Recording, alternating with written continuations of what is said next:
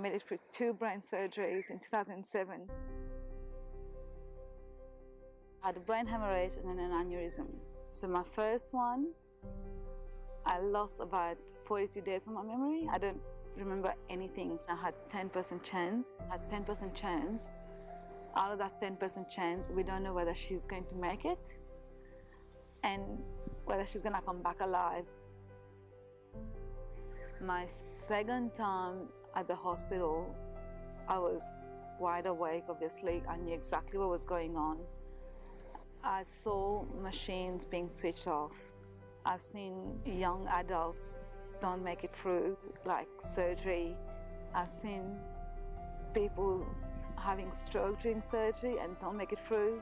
So it was quite overwhelming for me. It was a very overwhelming experience, and that made me realize that I'm here for a reason.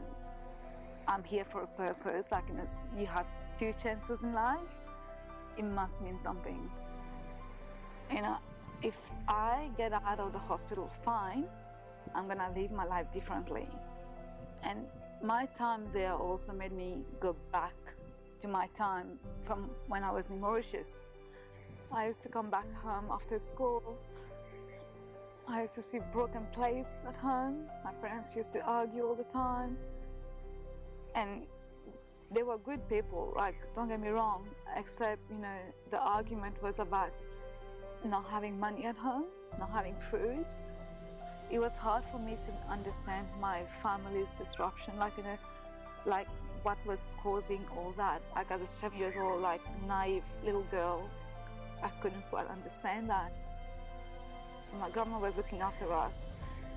My brother was 1 year old and 1 year old, and we made do with whatever we had. For me, there was no university on the card. Finishing high school and then go and find a job. I was 16. My grandma slept in the bathroom. I was with her in the bathroom, and she died in my arms. Like, she literally closed her eyes in my arms. And from that moment, everything changed. That's when my auntie and uncle, they came home, and they took me to their house, and they supported me financially to carry on my studies. I was 18, and they brought me to Australia. My name is Simla. As a young girl, I've always had this passion about getting on this plane, this little thing that goes through the sky, fly through the sky, and here I am traveling the world and using travel as a vehicle to reach to communities in need. I want to give that opportunity to someone else now. I want to pass that on.